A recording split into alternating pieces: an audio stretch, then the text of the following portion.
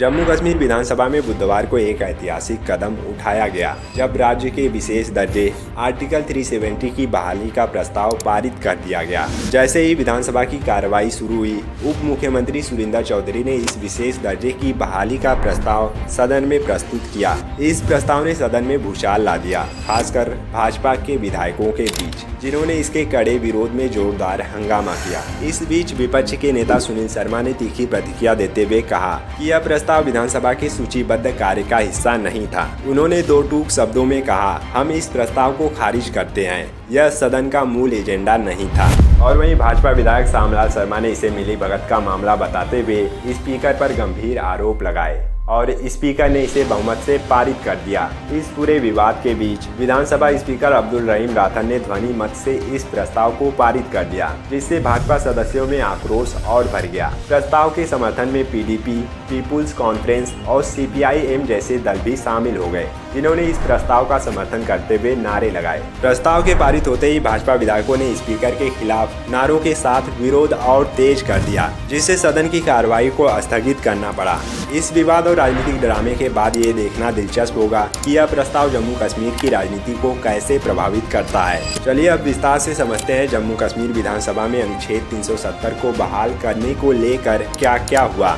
जम्मू कश्मीर विधानसभा ने राज्य के स्पेशल स्टेटस अनुच्छेद 370 को फिर से बहाल करने का प्रस्ताव पास कर दिया है। हालांकि बीजेपी विधायकों ने इसका विरोध किया और प्रस्ताव की कापियां फाड़ दी और विधायक वेल में जाकर नारेबाजी करने लगे। बीजेपी ने आरोप लगाया कि स्पीकर ने मंत्रियों की बैठक बुलाई और खुद ही प्रस्ताव का मसौदा तैयार किया। इसके बाद विधायकों ने बेंच पर चढ़कर हंगामा किया। हंगामे के चलते सदन की कार्रवाई गुरुवार तक के लिए स्थगित कर दी गई। वहीं बीजेपी अध्यक्ष शर्मा की अगुवाई में पार्टी कार्यकर्ताओं ने पार्टी कार्यालय में इकट्ठा होकर जम्मू कश्मीर सरकार के खिलाफ नारेबाजी की। प्रदर्शनकारियों ने मुख्यमंत्री उमर अब्दुल्ला और डिप्टी सीएम सुरविंदर चौधरी का पुतला भी जलाया।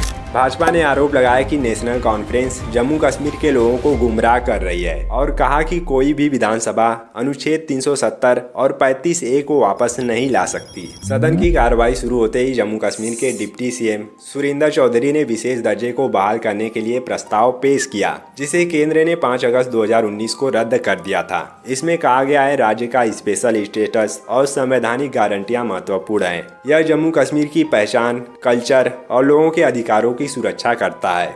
विधानसभा इसे एक तरफा हटाने पर चिंता व्यक्त करती है। भारत सरकार राज्य के स्पेशल स्टेटस को लेकर यहाँ के प्रतिनिधियों से बात करे, इसकी संवैधानिक बहाली पर काम किया जाए। विधानसभा इस बात पर जोर देती है कि यह बहाली नेशनल यूनिटी और जम्मू कश्मीर के लोगों की इच्छाओं दोनों को ध्यान में रखकर की जाए। निर्दलीय विधायक शेख खुर्शीद और शब्बीर कुल्ले, पीसी प्रमुख सज्जाद लोन और पीडीपी विधायकों ने इसका समर्थन किया। जम्मू विधानसभा में विपक्ष के नेता सुनील शर्मा समेत भाजपा के सभी विधायकों ने प्रस्ताव का विरोध किया। शर्मा ने कहा कि उनके पास जानकारी है कि स्पीकर ने मंगलवार 5 नवंबर को मंत्रियों की बैठक बुलाई थी और खुद ही प्रस्ताव तैयार किया। वे इस दौरान स्पीकर हाय हाय और पाकिस्तानी एजेंडा नहीं चलेगा जैसे नारे लगाते रहे। शर्मा ने यह भी पूछा कि जब एलजी के अभिभाषण पर चर्चा होनी थी तो प्रस्ताव कैसे लाया गया। उन्होंने कहा कि उन्हें यह प्रस्ताव मंजूर नहीं है। इसके बाद उन्होंने इसकी कॉपी फाड़कर वेल में फेंक दी। हंगामे के बीच विधानसभा स्पीकर अब्दुल रहीम राठन ने प्रस्ताव पर वोटिंग कराई, जिसके बाद प्रस्ताव बहुमत से पास कर दिया।